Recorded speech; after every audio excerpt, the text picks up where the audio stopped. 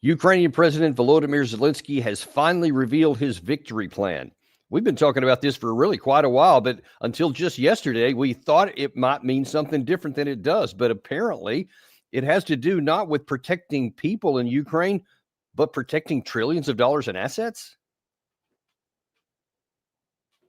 These deposits are priceless. It is huge amounts of money. Huge. That is why we need to protect it. So if we are talking about a deal, that's what the Americans want, then let's do a deal. We are only for it. Let's do the deal. Now, one could certainly say, well, that's just Zelensky reading the room and understanding that because Trump has been saying a lot of stuff about rare earth minerals here of late, that he's just trying to placate Trump. He's trying to talk his language. He's trying to butter him up, whatever, because that is a profound and stark change of direction from anything Zelensky has said in the past, that it's always been about protecting the people. And then he tried, well, actually, it's about protecting Europe. We're the vanguard. We're fighting for Europe. He tried that for many, many months. That didn't seem to get him anywhere. And so now then he seems to be changing, not to protect Ukraine, not to protect Europe, but well, it's to protect the trillions of dollars. He carried it a little bit further in this clip. This is what I told President Trump when we were together. I told him, this is the victory plan. Why victory? Victory for all. We will protect those trillions. We will prevent Russia from mining the minerals, which will later be used to produce technologies for the three countries of the axis of evil. The Americans helped the most, and therefore the Americans should earn the most. And in rebuilding Ukraine, they should have this priority, and they will. I would also like to talk about this with President Trump. Victory plan for who? That is, I think we need to just camp on this for a second. Don't miss this. Don't gloss over this and say, well, he's just trying to placate Trump, because this is a revealing comment here. What he's talking about, he says a victory plan. Victory for who? Now, the word that came out of his mouth was victory for all, but he is talking about a victory for Trump. He is basically saying we need to go down this path here so that Trump can get a victory. And then he actually uses the phrase protecting the trillions. That's his focus right now. So what that tells you is, and I'm sorry for anybody who's pro-Ukraine who's watching this. This is not going to be pleasant to hear, but you need to, because this is the truth. And it is on display for anyone who's willing to see it. Zelensky is not interested in protecting the Ukrainian people. He is interested in protecting Volodymyr Zelensky. That is the harsh truth. And if we don't start from an understanding of that, then any kind of discussions or negotiations towards a ceasefire, end of war negotiations, any of those things are going to be built on the wrong foundation. We need to understand Zelensky is out for Zelensky, and he will literally do whatever it takes to be able to preserve his position. Because, and I know this for a fact, it's not even supposition, because you look at all the things he's done from the outset. He refused to make the slightest negotiation and declaration that there would be no NATO in Ukraine, even though it was self-evident before that there would never be NATO in Ukraine. Before the war started, all he had to have done was declare neutrality. Everything else would have stayed on the table. Everything else he wanted with economic integration with the West, even bilateral military cooperation with Western nations, all that would have stayed on the table if only he had taken NATO off the table. Instead, he says, no, I don't want to do that. So I'm going to keep moving towards NATO membership. That prompted war. He knew that. Don't miss this either. He knew it because Putin had very clearly told both Biden and Stoltenberg privately behind the scenes, directly, NATO into Ukraine equals war. We will come. We have their forces arrayed, etc. So Zelensky knew at that time that that's what it would mean. Then, of course, in all the different times, the Istanbul, the November 2022, after the disaster of 2023, and last June, every single time he had an opportunity to protect his people, to end the war, to seek a negotiated settlement on the best terms available. And some of those iterations back then were quite good comparatively to what they're going to end up with. He punted on every one of them. Now, this is the most egregious of all. Here we have Volodymyr Zelensky in the, well, you can't even say 11th hour. This is more like 11:59. Trump has come into office expressly on having a negotiated settlement. He has publicly had his envoy, Keith Kellogg, say that he has set a target date of 100 days from the date of inauguration. And so we're already about a month into that days. He wants to end the war. And so there is no path to any kind of win or any kind of victory. And to use that language is just, I almost want to say it's just sickening. Just imagine if you're Ukrainian, put yourself in the Ukraine people for a minute. They hear that their president is telling the United States president that the victory plan is preserving trillions of dollars for his pockets. I mean, what kind of nonsense is that? How is that going to make you feel that the leader of your country is telling the world that your objective and what your definition of victory is nothing about the Ukrainian people, but about protecting the trillions of dollars for Western advancement? I mean, I'm going to be interested to see. This was just yesterday that he made those comments. I'm going to be interested in see how that kind of reaction, because I can't imagine that that's going to go over very well. But this just kind of delusion shows you categorically, authoritatively, whatever strong words you want to use, Zelensky is not interested in taking care of his people. He had so many opportunities to do that, and he has one staring him grand in the face right now. All he has to do is have a negotiated settlement on the best terms available. Just say, yes, that our interest and our focus is on protecting the people of Ukraine, and we'll do whatever it takes to preserve the rest of life and a future forward. And then do the best you can to get any kind of deals, what limited leverage your side has. There are some leverage points because Putin does desire negotiated settlement. More on that in a minute. But it's not going to be good. It's not going to be pretty. But to continue on with this fiction is to set yourself up for even worse disaster. And understand this, it can get worse than it is right now. And if this kind of behavior continues on, it will. Now, ironically, just about 1 hour ago from the time we're making this video, Zelensky released another video, and this time he addressed the growing threat from the Russian side. Зараз ми знаємо, наша розвідка нам доповідає, що росіяни створюють нові дивізії, нові військові виробництва розвивають. Очевидно, буде і надалі розширюватись їхня співпраця з Північною Кореєю. На жаль, сучасні технології війни Москва розповсюджує ще у той регіон, зокрема, дронові технології. І це означає просту річ. Путін готується зовсім не до перемовин, не до настання миру, а до продовження війни. І не тільки проти нас, проти України. Вони зараз збільшують свою армію ще на більш ніж 100 тисяч солдатів. Всі партнери повинні про це знати і повинні це бачити. Okay, now I kind of agree with him on that last phrase there.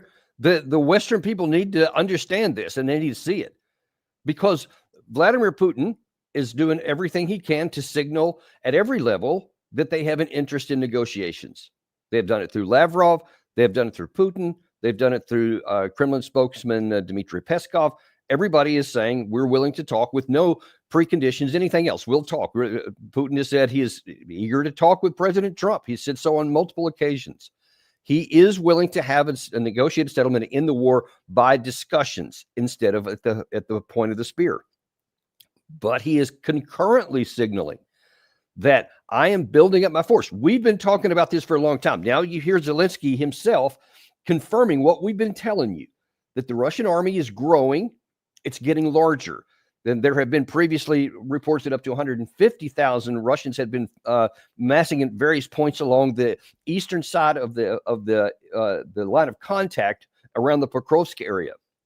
There have been Russian media reports, certainly others on Telegram, have been saying that if negotiations don't succeed, then there could be a huge flood of a Russian assault.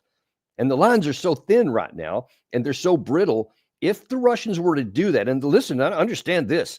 Since the initial invasion in 2022, and I think one or two other aborted attempts in the summer of 2022, Russia has not attempted any kind of large-scale offensive operations. Everything has been small-scale, individuals, squads, platoons, a couple of times company. I've not even seen a whole battalion operating in large numbers at any point. Everything they have accomplished, all these advances they've been making to the West, have been about incremental movement forward, because that limits the number of Russian soldiers on the contact. These mythical meat waves that have always been ascribed to Russia just don't happen. They never have. It's always been a fiction perpetrated by the West to make Russia look bad. But when you look at the actual way the Russians are contacting, it's actually in small units.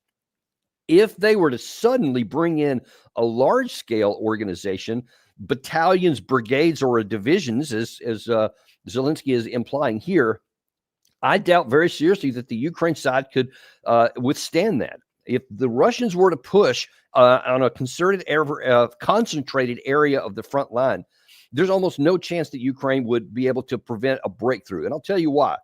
Unlike when the Ukraine side tried to make an offensive into the Russian defensive line, they had multiple belts of defenses. They had millions of mines, etc. Well, we know for sure that the Ukraine side doesn't have multiple defensive belts. They don't have enough personnel. We've talked about that at length. And they don't have millions of mines. So if all of a sudden, and the mentality of war and the pace of things creates what they call a battle rhythm, you kind of understand what it is. So the Ukraine side has gotten accustomed to the formations hitting at this small scale pace, and they're slowly taking the hits, and then they're moving back and then moving back, etc. But they're used to it. They can deal with that. If you suddenly hit those people with a massive onslaught, their mentality is not prepared to deal with that. They don't have the mental agility to just say, okay, well, this is a big one. Now we respond to this, as some of the things that they do now, small scale counterattacks, etc. They would not be prepared for it because they haven't given any thought to it, because they've never seen it.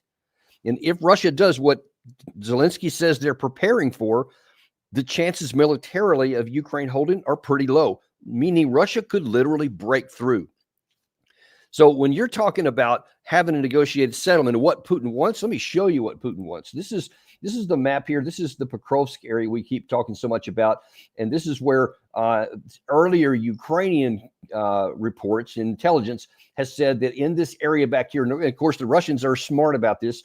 It's not like, there's a grouping of 100,000 people in this small area right here, because that's suicide. Because in today's modern warfare, even for the Ukraine side, they have the ability to look deep with reconnaissance drones and to strike deep with long-range attack drones, whether big ones or dropping grenades, etc. So they would know if there was anybody here, and they would be a big target. But what it appears is that they are spread out throughout all of these regions here in relatively small numbers to limit the risk. But in the event that they decide to attack it, and let's just say that they have calculated that this flank here south of Pokrovsk is the weakest point here, they could give an order, and within 36 to 48 hours, these troops could all simultaneously from all their different locations start moving into mass upon this one area. And you see that the Ukraine side just doesn't have the number of troops. With these blue icons are the Ukraine troops. They don't have enough to match up against that, and they couldn't move them quickly enough, because if they started moving from other portions of the front to try and meet this assault, then they would be vulnerable to hit from all the other Russians in the forward areas here. And no doubt that if this was the case, and this is purely hypothetical, I haven't even heard any rumors of this, but I'm just telling you militarily how such an operation would work. You would have all the Russian forces here to continue to have small-scale attacks to pin down the Ukraine side here.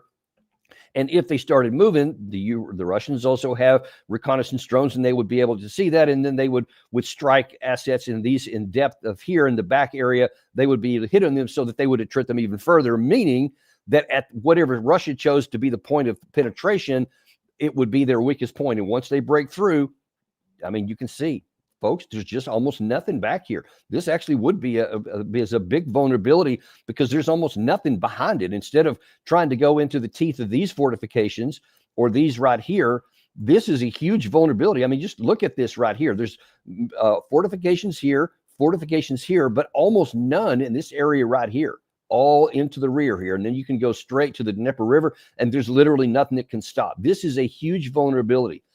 But when it comes to Putin and what his forces are doing, what I think he's signaling, and what I certainly hope the Trump team gets, because it doesn't look like Zelensky's going to be able to get this, is the June 16 lines, which continue to be repeated by Russian personnel, is the administrative borders of the four regions. So these red areas where Russia possesses, and most of it is the four regions, Zaporizhia, Kherson, Luhansk and Donetsk, but the administrative borders are these right here, which means that Ukraine controls them. So to have a negotiated settlement, all of these Ukrainian units in the blue you see here would have to withdraw and to move back across their side of the line.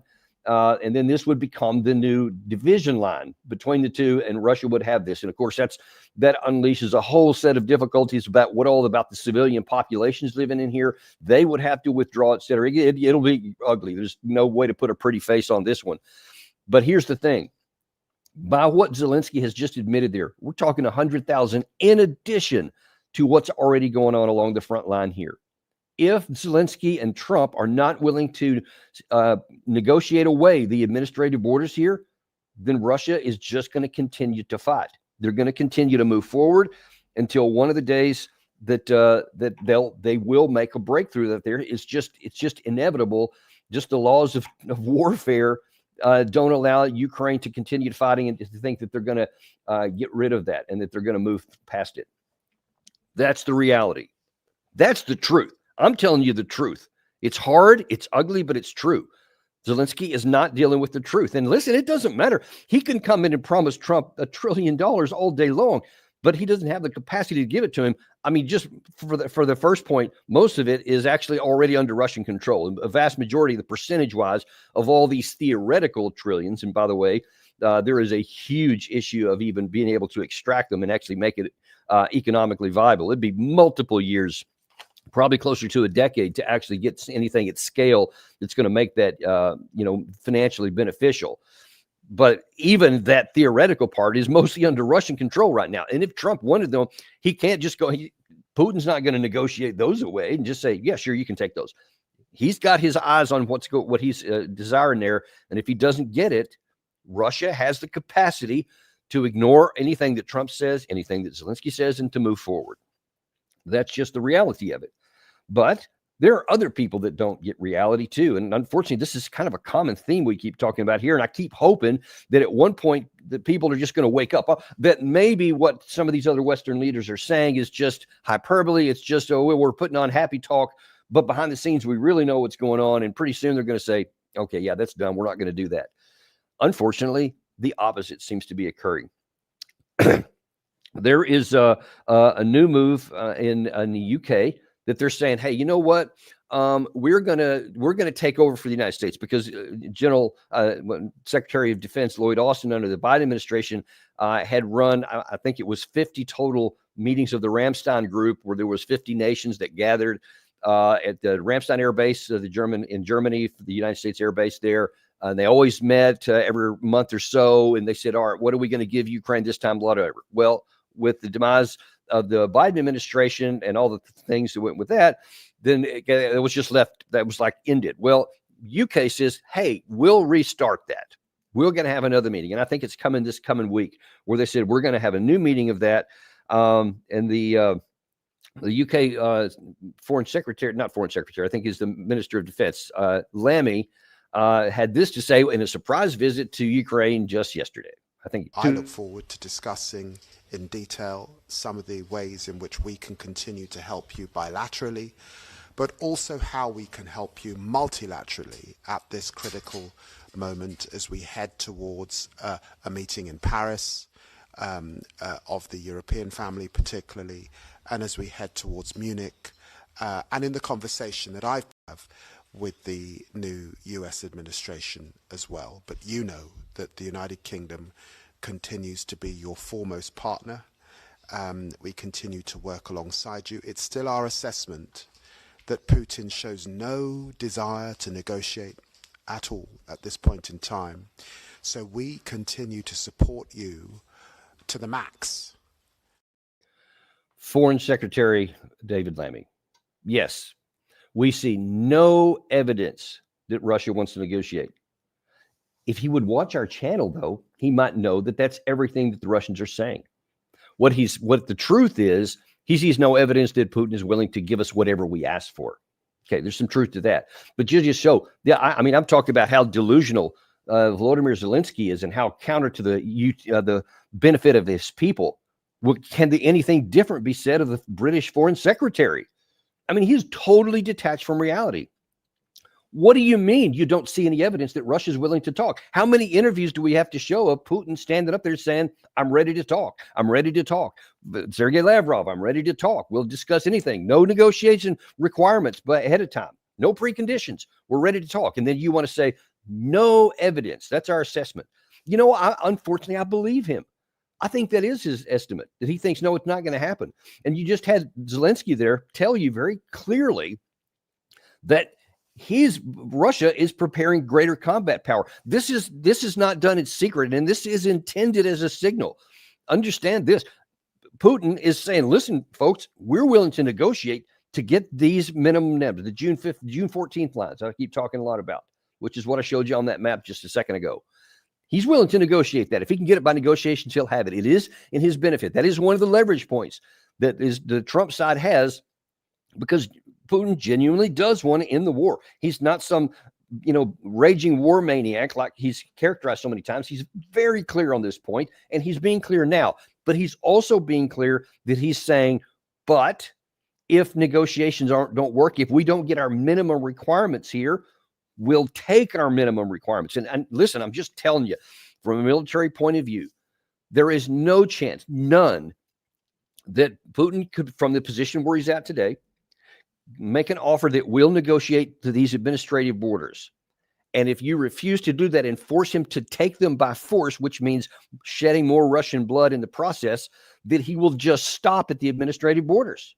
He definitely won't. He'll continue on until, and militarily speaking, from now a strategic point of view, Putin will do whatever it takes to secure his western border. And what that will mean is go into the best militarily defensible line, from which it would be very difficult for any foreign military to make an incursion into what would then be his territory, and that's the Dnieper River.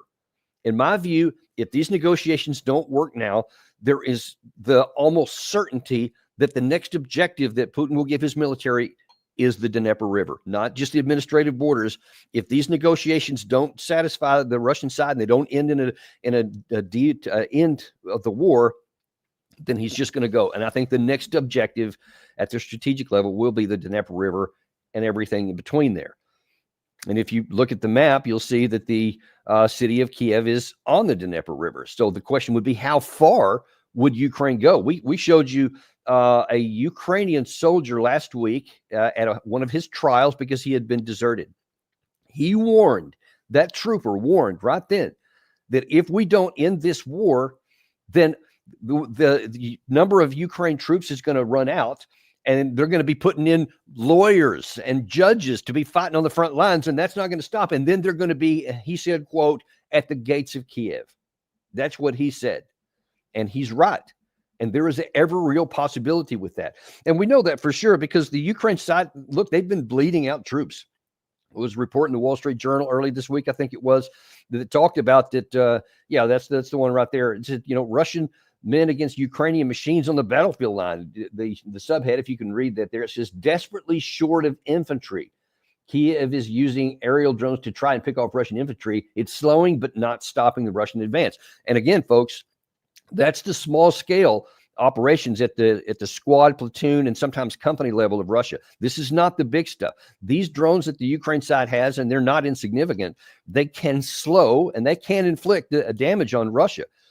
But at some point, the Russians will have to calculate, do these small scale incursions actually protect our number of casualties, limit the number of casualties? Because an argument can be made, and I suspect that this debate is going on within the Russian high command.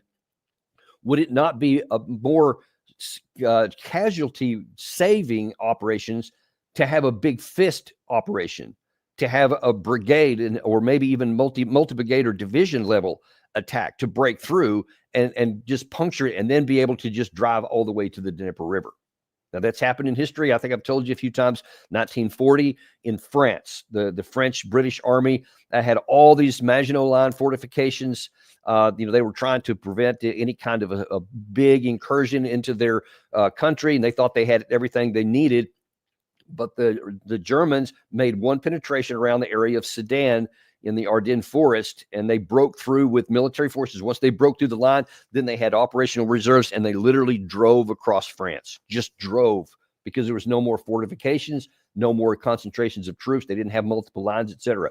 That situation is lining up right now because it actually exists, that the threat and the danger exists for the Ukraine side.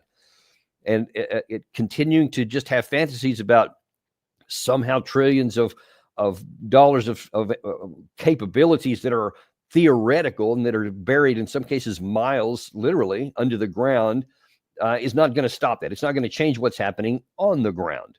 And that's the truth of it here. But that's not stopping the Western people from thinking a lot of this stuff. You also have not just Ukraine, not just France, but the French and the Dutch have said, hey, you know what? How about at this late hour, we give you a bunch of Mirage fighters? And so they have done that as well. And we showed you yesterday, Sean Bell, a British expert who was a fighter pilot himself, say, hey, look, it's going to take years to train up pilots to do these kind of things. And they don't have the systems to operate them, the maintenance, the integrated air defense capacity, et cetera. So he says, I don't even know what these are going to do. And Sean Bell is quite pro-Ukraine. So for him to say that out loud is telling. But again, it just shows you the level of just disconnection. Why would these countries give their physical platforms that cost millions of dollars and will now diminish their own air capacity where they do have trained pilots and they do have the infrastructure to use them, and then hand it away? All it's going to do is be destroyed. I mean, I hope that there's nobody in these countries militarily that are telling them that this could possibly have some positive impact. Maybe they're thinking, you know what it could do, though, is it could increase the price on Putin and make him have a negotiated settlement. Folks, that was a theoretical view that you could have had in 2023.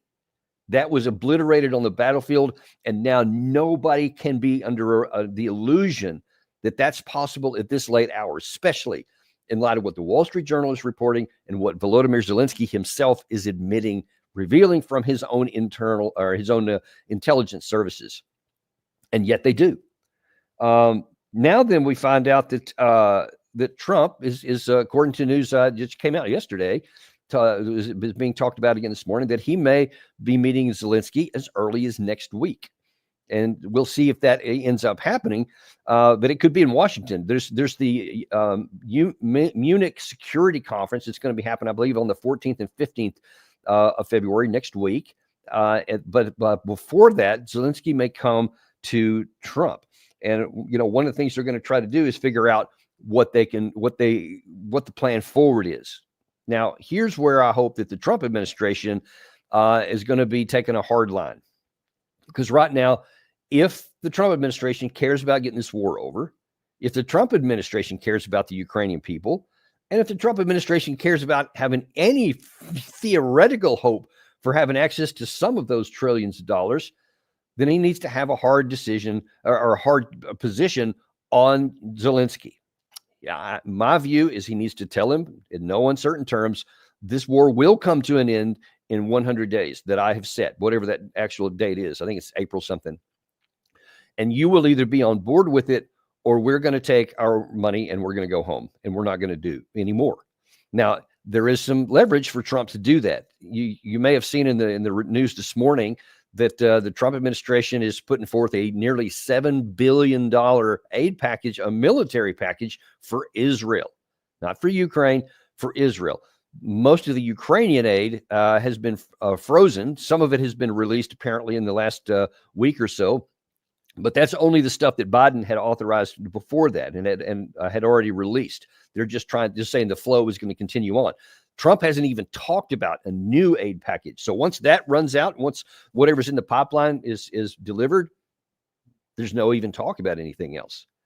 And so Trump has just shown for an ally that he thinks can do something militarily, and we'll talk another time on what that is supposed to mean for the Israeli, Hamas, Hezbollah, Iran, et cetera situation. That's a separate issue that deserves its own show. But for the purpose of this discussion here, that just shows you that Trump, when he thinks that there's some military utility to gain, he's putting large, huge numbers of dollars. Just to understand, the normal amount of money that we would send to Israel every year was $3.8 billion prior to this war.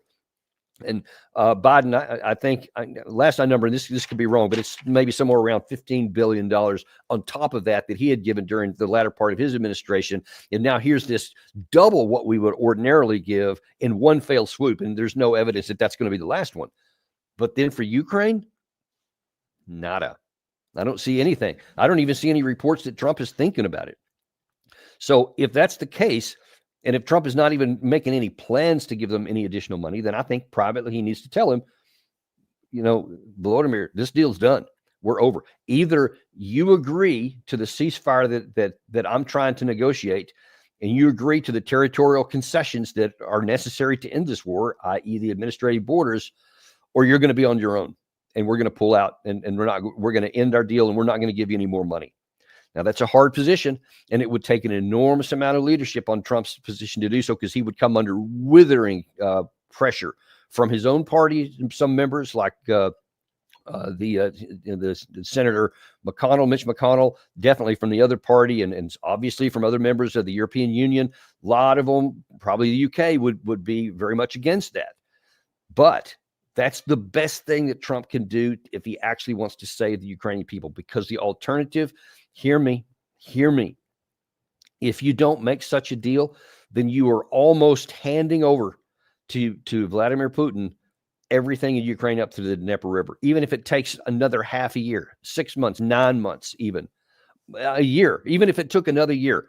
Russia has the capacity, the resources, and the willpower to do it, and there is nothing the Ukraine side can do. And honestly, if Trump would have to, have a similar size package, actually much more than 7, it would probably have to be 50, 75, $100 billion that he would have to allocate to enable Ukraine to even fight another 6 to 9 months. That's assuming that the manpower in Ukraine can do it, and I think the odds are very, very low that they can. Gary has shown you many clips that we've shown in recent past of the Ukraine men themselves going in front and telling you, we can't do this, we need help, or we're not going to make it. You have Budanov, allegedly, the intel services general in Ukraine, allegedly publicly said that they could hang out maybe 6 more months. That's coming from Budanov. He has since tried to distance himself from it, but he hasn't repudiated it. And I can tell you that I don't have any such constraints. And I can just tell you militarily, I don't even know they can make 6 months, but I don't see how they could go much beyond that, especially with the fragility of what the Ukrainian troops are now, and the clear evidence that the Trump administration wants to end the war by April. I mean, that's just the bottom lines. And just imagine the Ukraine troops, what's left of their. Do you really want to fight and die for something that is about to be over? So if the line is here or the line is here, do you care? There's going to be a line. The war will be over. Trump is not going to continue it on. Then what is there to die for? Why should you sacrifice your life?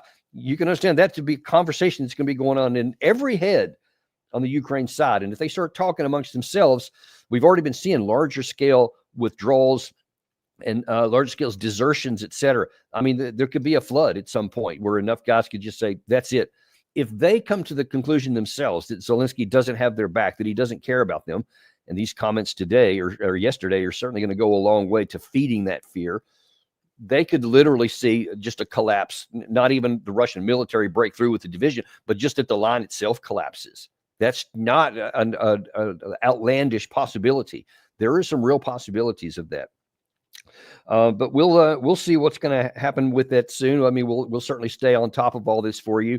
And there's a lot of things that are probably going to happen next week with the Munich Security Conference, whether Zelensky, if he does come to the White House, you can be sure that we'll be all over that.